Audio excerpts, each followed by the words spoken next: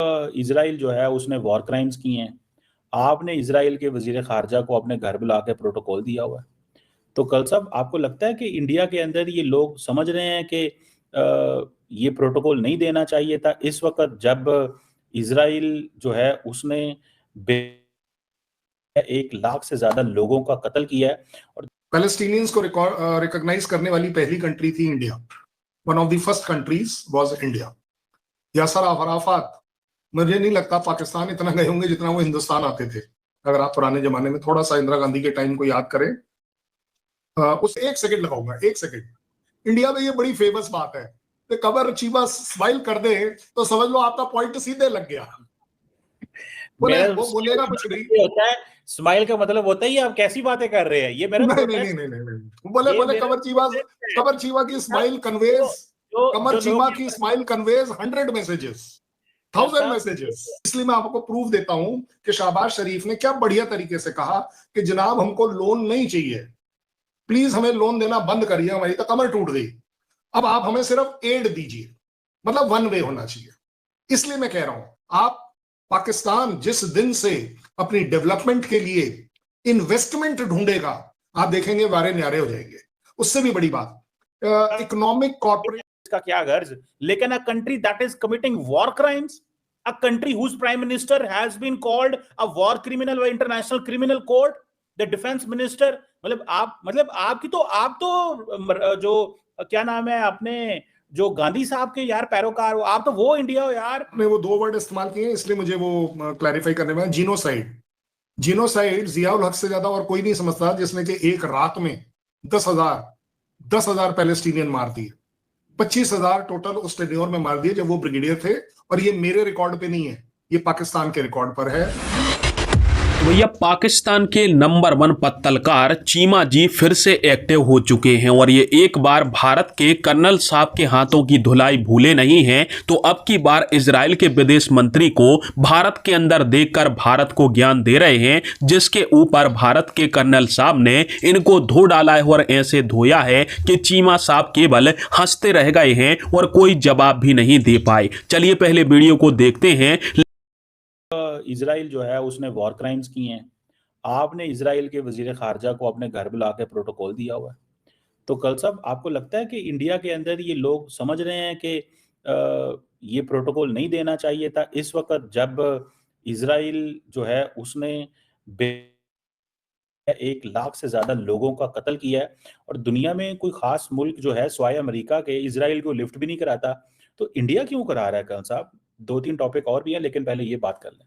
आपकी बात मेरे को समझ आ गई। और सबसे बड़ी बात यह है कि इसमें ना कमर चीमा की बात सुनेंगे, ना कर्नल शैलेंद्र की बात सुनेंगे। बात सुनेंगे ऑन रिकॉर्ड है क्या। पैलेस्टीनियंस को रिकॉग्नाइज करने वाली पहली कंट्री थी India. One of the first countries was India. Yasser Arafat, मुझे नहीं लगता पाकिस्तान इतना गए होंगे जितना वो हिंदुस्तान आते थे। अगर आप पुराने जमाने में थोड़ा सा इंदिरा गांधी के टाइम को याद करें, उससे भी बड़ी बात है कि हमने कभी भी ये नहीं कहा कि इजराइल की स्ट्राइक गाजा के ऊपर जायज है, हमने कभी नहीं कहा। But at the same time, क्योंकि हम टेररिज्म को समझते हैं, हमने वो अक्टूबर वाले अटैक को क्रिटिसाइज जरूर किया और ये भी कहा, मैं मानता हूं इस बात को, कि इजराइल का हक बनता है कि वो अपनी एग्जिस्टेंस को सेफगार्ड जरूर करे। सो ओवरऑल अगर आप देखें, इंडिया एक उन कंट्रीज में है जिसकी एक पॉलिसी बड़ी क्लियर थी, इजराइल के लिए भी और गाजा के लिए भी, दैट इज पैलेस्टीनियंस के लिए। क्योंकि अगर डिस्प्यूट ही क्रिएट करना है तो डिस्प्यूट तो ये भी क्रिएट किया जा सकता है कि पाकिस्तान बोल रहा है मुझे $1,000 चाहिए पर सैनिक डिप्लॉयमेंट के लिए, क्योंकि आपने अभी वो मुसाद के साथ बैठ के जो बातचीत कर आए हैं मुनीर साहब, अब वो उन्होंने आपकी जो वैल्यू है वो $100 आपकी है। अब इसका मतलब ये तो नहीं है ना कि मैं आपको ब्लेम कर दूं, मैं आपको ब्लेम कर दूं कि नहीं जी आप बिक रहे हो $100 में या $1,000 में। बात बिकने की नहीं होती है। एक बड़ी अच्छी सी बात करने की कोशिश कर रहा हूं मैं कि अगर पीस गाजा में लाने के लिए पाकिस्तान आर्मी लगती है तो बड़ी अच्छी बात है। अगर वो इजरायलीज को भी एक्सेप्टेबल है, पैलेस्टीनियंस को भी एक्सेप्टेबल है, एक मौका मिलता है पाकिस्तान आर्मी को कि वो दुनिया में दिखा पाए कि देखिए जी जस्टिस और सही चीजों को इंप्लीमेंट करने में पाकिस्तान आगे है, कोई बुराई नहीं है। बट जहां तक बात आ रही है विजिट की, क्योंकि आपने वहां से स्टार्ट किया है, विजिट क्या है? ये जो वहां के जो मिनिस्टर साहब आए हुए हैं वो विजिट क्या कर रहे हैं? वो पता है क्या है, आपके कंट्री में ये बात समझ में नहीं आएगी कि बायलैटरल इन्वेस्टमेंट एग्रीमेंट क्या होता है। मैं इसको टॉन्ट के तौर पर नहीं बोल रहा हूँ, एक्चुअली ना मेरे को बाय द वे आपकी स्माइल से याद आ गया, एक सेकंड लगाऊंगा, एक सेकंड। इंडिया में ये बड़ी फेमस बात है कि कमर चीमा स्माइल कर दे तो समझ लो आपका पॉइंट सीधे लग गया। बोले वो बोलेगा कुछ नहीं होता है, स्माइल का मतलब होता है आप कैसी बातें कर रहे हैं, ये मेरा नहीं। बोले कमर चीमा की स्माइल कन्वेज, कमर चीमा की स्माइल कन्वेज 100 मैसेजेस, 1000 मैसेजेस। ये जो आपने अभी बात की है ना, ये जो लोग हमारे दोस्त कहते हैं ना कि मेरी स्माइल का गलत मतलब ले रहे हैं, ये गलत नहीं ले रहे हैं, सही ले रहे हैं, इतना पॉजिटिव मतलब ले रहे हैं, इतना पॉजिटिव मतलब ले रहे हैं। मैंने ये बेसिकली, क्योंकि मैं आपको रोकना नहीं चाह रहा होता, मैं चाहता हूं कि आपका पॉइंट कंप्लीट हो जाए तो फिर मैं बोलूं, लेकिन उस बिटवीन में मैं अपने फेशियल एक्सप्रेशन से प्रोटेस्ट रिकॉर्ड करा दूं। ना व्हाट अ ब्यूटीफुल प्रोटेस्ट, इतना स्माइलिंग चेहरा, अगर प्रोटेस्ट है तो हमें ये मंजूर है। बट आपको एक सेकंड में पूरा कर दूं मैं। वो जो बायलैटरल इन्वेस्टमेंट एग्रीमेंट हो रहा है वो मैंने इसलिए बोला कि पाकिस्तान में समझ नहीं आएगा, क्योंकि आपके यहाँ इन्वेस्टमेंट एग्रीमेंट्स आप लोग ढूंढ नहीं रहे हैं, और क्योंकि आप प्रूफ मांगेंगे फिर से स्माइल करके, तो इसलिए मैं आपको प्रूफ देता हूं कि शहबाज शरीफ ने क्या बढ़िया तरीके से कहा कि जनाब हमको लोन नहीं चाहिए, प्लीज हमें लोन देना बंद करिए, हमारी तो कमर टूट गई, अब आप हमें सिर्फ एड दीजिए, मतलब वन वे होना चाहिए। इसलिए मैं कह रहा हूं, आप पाकिस्तान जिस दिन से अपनी डेवलपमेंट के लिए इन्वेस्टमेंट ढूंढेगा, आप देखेंगे बारे न्यारे हो जाएंगे। इसका क्या गर्ज, लेकिन a country that is committing war crimes, a country whose prime minister has been called a war criminal by international criminal court, the defense minister, मतलब आप तो जो क्या नाम है अपने जो गांधी साहब के यार पैरोकार हो, आप तो वो इंडिया हो यार। मतलब आप आज के जमाने में हमें बताते हो बायलैटरल ट्रेड, आज वो गांधी साहब होते वो आपसे पूछते आप लोगों को तो वो कहते ये क्या कर रहे हो यार। बिल्कुल, आपने वो दो वर्ड इस्तेमाल किए इसलिए मुझे वो क्लैरिफाई करने में, जीनोसाइड जियाउल हक से ज्यादा और कोई नहीं समझता, जिसने कि एक रात में 10,000 पैलेस्टीनियन मार दिए, 25,000 टोटल उस टेन्योर में मार दिए जब वो ब्रिगेडियर थे। और ये मेरे रिकॉर्ड पे नहीं है, ये पाकिस्तान के रिकॉर्ड पर है, जॉर्डन के रिकॉर्ड पर है। सो जीनोसाइड क्या होता है, प्लीज कमर चीमा, इसके ऊपर आप एक हायर मॉरल वैल्यू नहीं रख पाएंगे।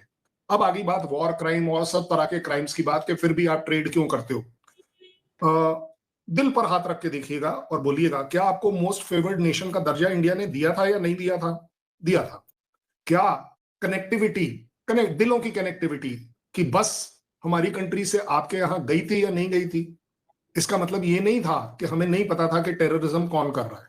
टेररिज्म पाकिस्तान कर रहा था, उसमें कोई डाउट नहीं। उसके बावजूद हम आपके साथ इतने टाइम तक ट्रेड करते रहे, तब आपको खराब क्यों नहीं लगा? तब कमर चीमा ने क्यों नहीं बोला कि सर क्या बात कर रहे हो, एक तरफ तो आप लोग बोलते हो कि हम टेररिज्म कर रहे हैं इंडिया में, और दूसरी तरफ आप हमारे को ट्रेड में मोस्ट फेवर्ड नेशन का भी दर्जा दे रहे हो। देखो, कुछ एक चीजें बड़ी अलग होती हैं, जैसे कि आपके पिछले एक प्रोग्राम में हमने बोला भी था ये बात, यूएस के साथ हमारा टैरिफ प्रॉब्लम है, हमने कब डिनाई किया? दोस्तों, आप सभी ने देखा चीमा भारत को ज्ञान दे रहा है कि भारत की तरफ से इजराइल और इजराइल के विदेश मंत्री को होस्ट किया जा रहा है जो कि इंटरनेशनल वॉर क्रिमिनल है। तो पहली बात बता दें कि भारत अंतर्राष्ट्रीय कोर्ट का सदस्य ही नहीं है, तो इसमें अंतर्राष्ट्रीय कोर्ट के हम किसी भी नियम कानून को नहीं मानते हैं। और रही बात अंतर्राष्ट्रीय क्रिमिनल की, तो सबसे बड़ा क्रिमिनल तो पाकिस्तान है। जियाउल हक के टाइम में एक रात में ही पाकिस्तान के तरफ से जो जनरल था जियाउल हक, उसने करीब 10,000 फिलिस्तीनियों का सफाया कर डाला था। उसके ऊपर कोई एक्शन नहीं हुआ, परंतु इजराइल को अंतर्राष्ट्रीय क्रिमिनल बताया जा रहा है। इसका कहना है चीमा जी का कि तुम तो गांधी वाले देश हो, वो फिलिस्तीन को कितना मानते थे, तुम अब इजराइल का साथ दे रहे हो। तो इसके ऊपर भी हमारे कर्नल साहब ने जवाब दिया कि हम गांधी वाले देश जरूर हैं, परंतु हम इतिहास को भूले नहीं हैं कि हमने क्या किया था, क्योंकि जब पाकिस्तान पैदा भी नहीं हुआ था तब भारत की तरफ से फिलिस्तीन को रिकॉग्नाइज कर लिया गया था, यानी भारत ने फिलिस्तीन को मान्यता दे दी थी। और ये बात करते हैं कि भारत फिलिस्तीन के बारे में कुछ नहीं सोचता। आज भी अंतर्राष्ट्रीय मंचों पर जाकर आप देखोगे, जहां पर भी मानवता की बात आती है तो फिलिस्तीन का साथ देने के लिए भारत हमेशा खड़ा रहता है। हालांकि पाकिस्तानियों के जहन में यह बात कभी नहीं जाएगी।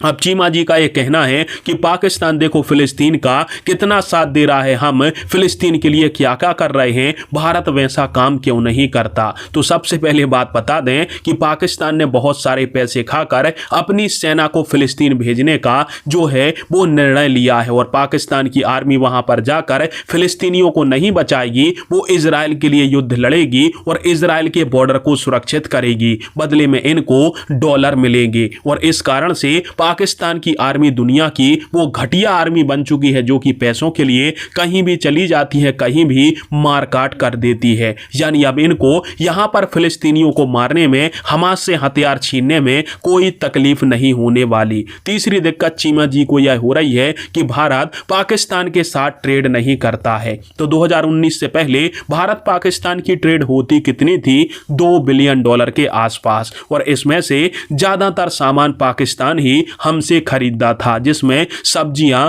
और खाने पीने की चीजें थी, जिससे इनको तकलीफ हो रही है क्योंकि पाकिस्तान में भुखमरी फैली हुई है। पर भारत के साथ ट्रेड किसने बंद किया? इमरान खान ने किया था, यानी पाकिस्तान की तरफ से पहल की गई थी। हमारे यहां पर जिहादियों को भी भेजते हो और हमसे ही सामान लेकर, हमसे ही खाओगे, हमसे ही सामान लेगो खाने पीने का, और हमारे ही लोगों को मारोगे, तो यह बात अच्छी नहीं होगी। भारत ने ट्रेड बंद नहीं किया था इन्होंने। फिर भारत की तरफ से जब जो हुआ है एक्शन, उसमें भारत ने पाकिस्तान के इंपोर्ट एक्सपोर्ट पर 200% का टैक्स लगाया है। भारत ने ट्रेड बंद नहीं किया है। और साथ में चीमा जी की लास्ट बार जो धुलाई हुई है वो इस प्रकार से हुई कि चीमा हंसते बहुत हैं, कुछ बात हो जाती है चीमा हंसता ही रहता है। तो ऐसे में भारत के कर्नल साहब ने इनको जब धोया है तो चीमा हंसते ही रह गए हैं, कोई जवाब नहीं दे पा